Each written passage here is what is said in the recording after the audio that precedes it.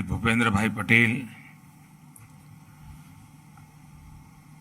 कालिका माताजी मंदिर ट्रस्ट के प्रेसिडेंट श्री सुरेंद्र भाई पटेल, राज्य सरकार के मंत्री भाई पूर्णेश मोदी, या उपस्थित सभी वरिष्ठ पूज्य संतगण, सभी श्रद्धालु साथी, देवी और सज्जनों, आज कई वर्षों के बाद पावागढ़ मां काली के चरणों में आकर के कुछ पल बिताने का,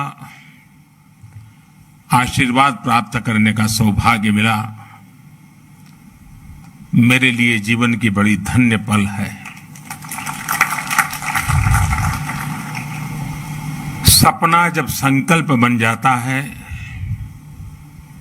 और संकल्प जब सिद्धि के रूप में नजर के सामने होता है तो उसका आनंद कितना हो सकता है, इसकी आप कल्पना कर सकते हैं।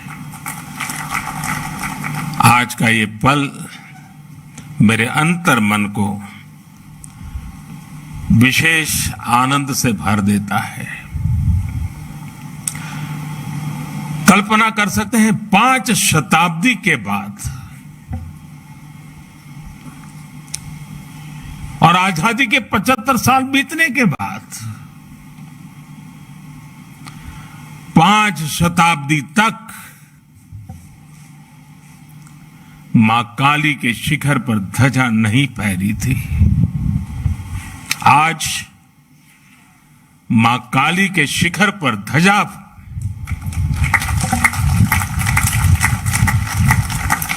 ये पल हमें प्रेरणा देती है, ऊर्जा देती है और हमारी महान परंपरा और संस्कृति के प्रति समर्पित भाव से जीने के लिए हमें प्रेरित करती है। आज से कुछ ही दिन बाद इसी महीने के अंत में गुप्त नवरात्रि शुरू हो रही है।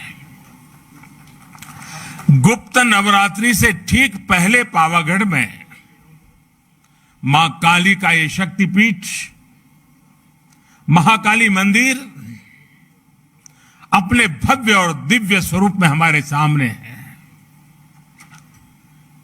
शक्ति और साधना की यही विशेषता होती है। गुप्त नवरात्रि है, लेकिन शक्ति सुप्त नहीं होती है, शक्ति कभी लुप्त नहीं होती है। जब श्रद्धा, साधना और तपस्या फलीभूत होते हैं तो शक्ति अपने पूर्ण वैभव के साथ प्रकट हो जाती है।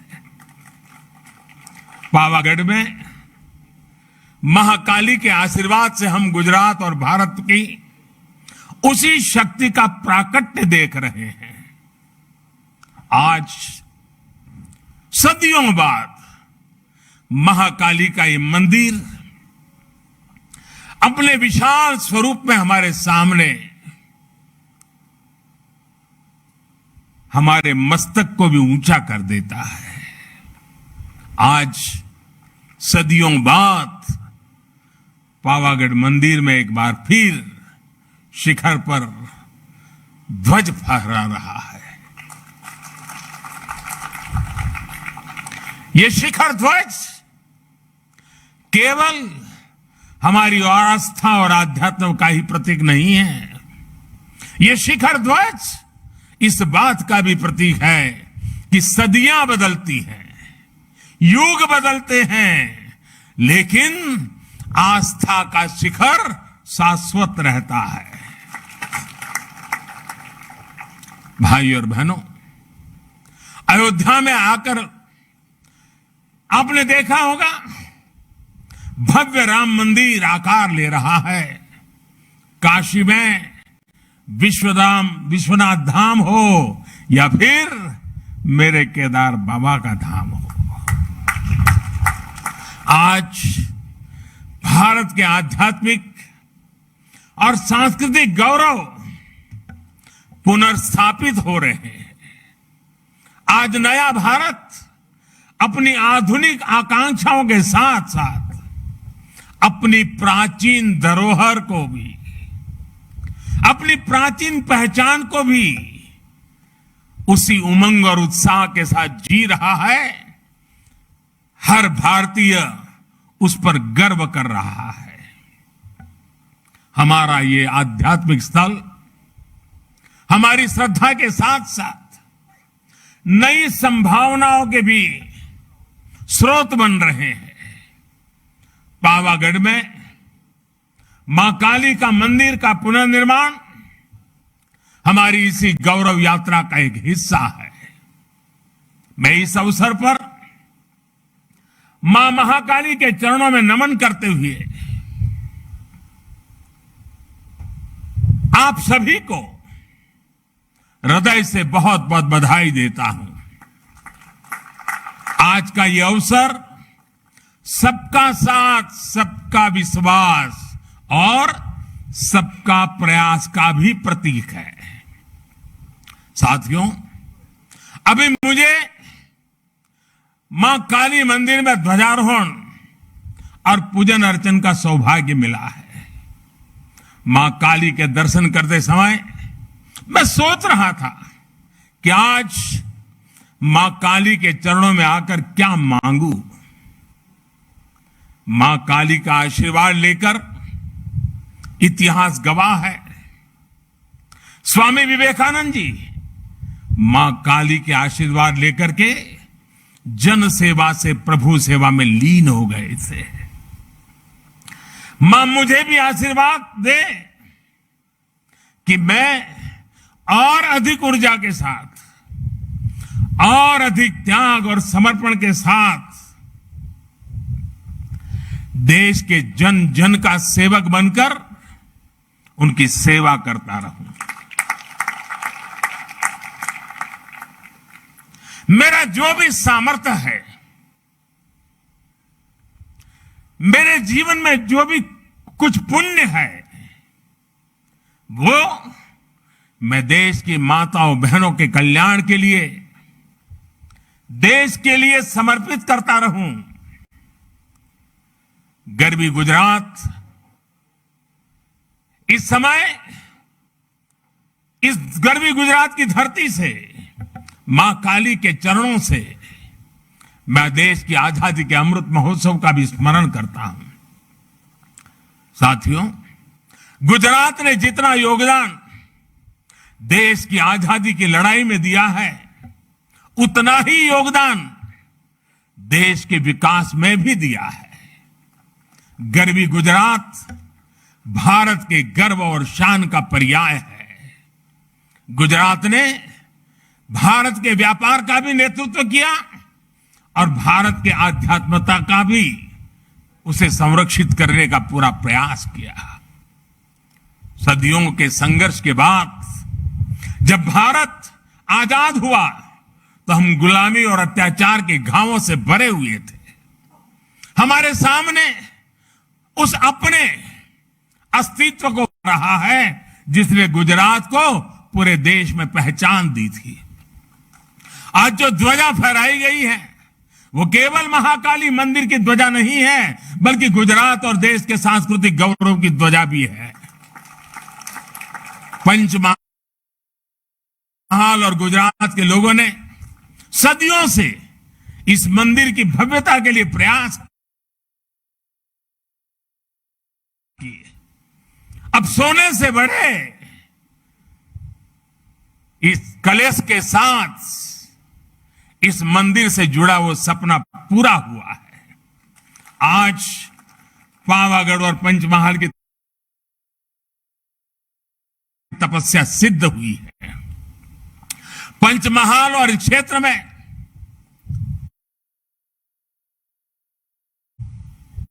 पुराना तो मुझे याद है, आज की परंपरा मुझे उतना पता नहीं है, लेकिन जो पुराना मैं जानता हूं, जब भी कोई शादी विवाह होता था तो इस मंदिर में सबसे पहले भक्त आकर के शादी का जो निमंत्रण पत्र होता था वो मां के चरणों में रख देता था। और मुझे पता है उस समय तो जो यहां पुजारी और पंडित लोग हुआ करते थे वो शाम की आरती के समय दिन भर जितने ऐसे निमंत्रण आए हैं उसको पढ़ करके मां को सुनाते थे, भक्ति भाव से सुनाते थे। सुरेंद्र काका कह रहे हैं आज भी चल रहा है। बाद में आशीर्वाद में माता की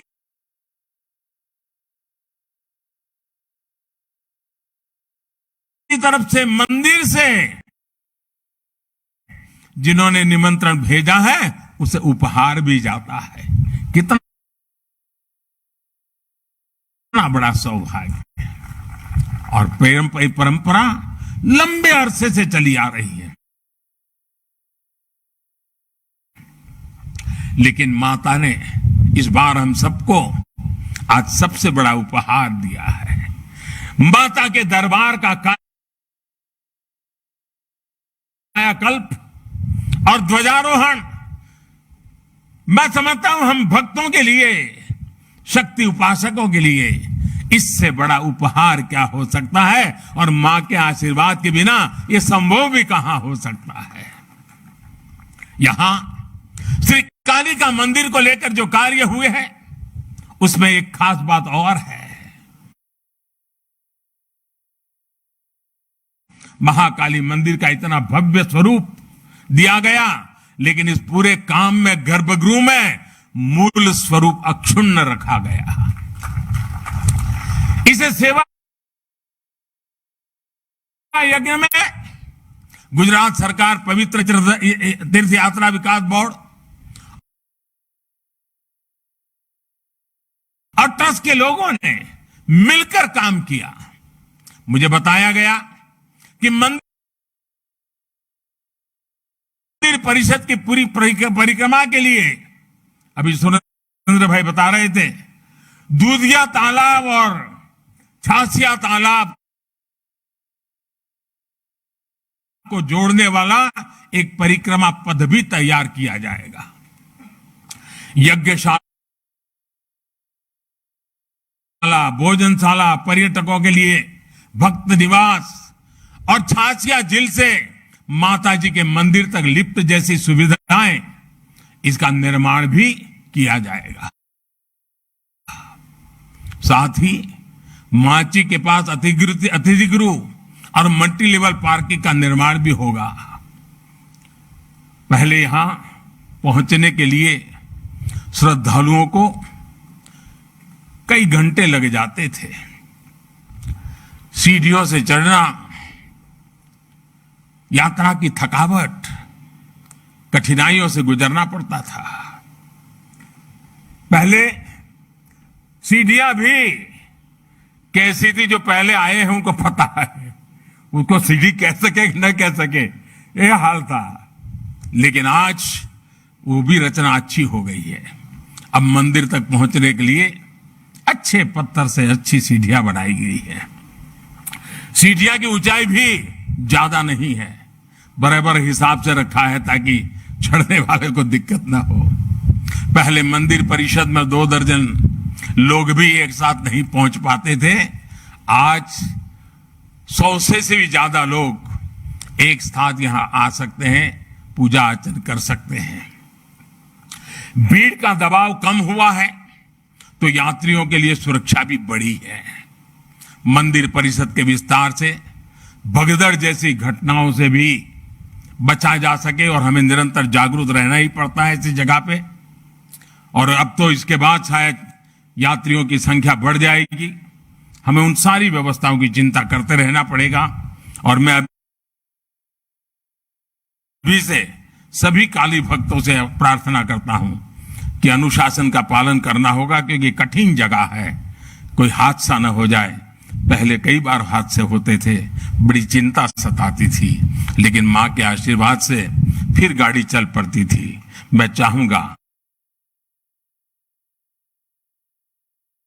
हम उस अनुशासन का भी पालन करेंगे, क्योंकि कठिन स्थान है, ऊंचा स्थान है, कठिनाइयों के बीच काम करना होता है। तो हम जितना अनुशासन का पालन करेंगे, यात्रा भी अच्छी होगी, मां के आशीर्वाद भी प्राप्त होंगे। पहाड़ी के ऊपर जो दुधिया तालाब है, उसे भी डेवलप किया जा रहा है। इस तालाब के चारों तरफ एक परिक्रमा सर्कुलर पथ बनाया है। इससे भी लोगों को काफी आसानी हुई है। मां महाकाली के चरणों में आकर हमें बार बार उनके आशीर्वाद प्राप्त करने के लिए का मन स्वाभाविक रूप से होता है। में एक बार माता के दर्शन हो जाए। आज यहां बढ़ रही सुविधाओं ने मुश्किल दर्शनों को सुलभ कर दिया है। माताएं, बहनें, बुजुर्ग, बच्चे, युवा, दिव्यांग, हर कोई अब आसानी से मां के चरणों में आकर के अपने भक्ति का, मां के प्रसाद का सहज लाभ ले सकते हैं। अभी मैं खुद भी यहां पहुंचने के लिए टेक्नोलॉजी के माध्यम से आया, रोपवे के माध्यम से आया। रोपवे में न केवल ये यात्रा आसान की है, बल्कि रोपवे से पावागढ़ की अद्भुत जो खूबसूरती है, उसका आनंद भी मिलता है। आज गुजरात में कई तीर्थ और पर्यटन स्थल ऐसे रोपवे से जुड़ रहे हैं। पावागढ़, सापुतारा, अंबाजी, गिरनार में रोपवे होने से लोगों का काफी सहूलियत मिल रही है। पावागढ़ मां अंबा और सोमनाथ द्वारकेश की आशीर्वाद से ही गुजरात गरवी गुजरात बना है। गुजरात के महान कवि नर्मद ने गुजरात की सांस्कृतिक महिमा का वर्णन करते हुए लिखा है, उत्तर मामा अंबा मात, पूरब मां काली मात, छे दक्षिण दिशा मां करता रक्षा कुंतेश्वर महादेव ने सोमनाथ ने द्वारके से पश्चिम केरा देव से सहाय मां साक्षात, जय जय गरवी गुजरात।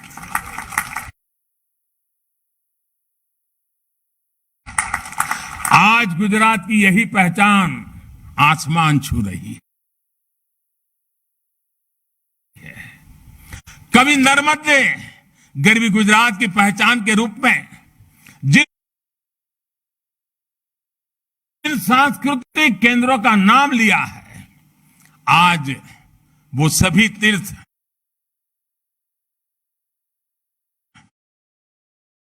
एक नई विकास यात्रा पर आगे बढ़ रहे हैं। आस्था के साथ साथ तीर्थों और मंदिरों के विकास में आधुनिक तकनीक का इस्तेमाल किया जा रहा है। सभी तीर्थों पर यात्री सुविधाओं का विकास किया गया है। गुजरात के तीर्थों में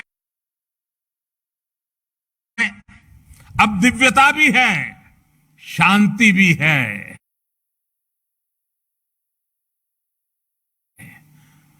समाधान भी है, संतोष भी है, और इससे बड़ा सुख क्या हो सकता है। अगर माता के ही मंदिरों की बात करें, शक्ति के सामर्थ्य की बात करें तो हम गुजरात के लोग इतने भाग्यवान रहे हैं और मां शक्ति की पूजा करने वाले भक्तों के लिए गुजरात में तो पूरा एक शक्ति चक्र है, एक शक्ति रक्षा चक्र है। गुजरात का रक्षा कवच के रूप में वो काम कर रहा है। गुजरात के अलग अलग क्षेत्रों में विराजमान शक्ति रूपेण माताएं गुजरात का निरंतर आशीर्वाद देती है और गुजरात की रक्षा करती है। बनासकांठा में मां अंबाजी, पावागढ़ में मां काली,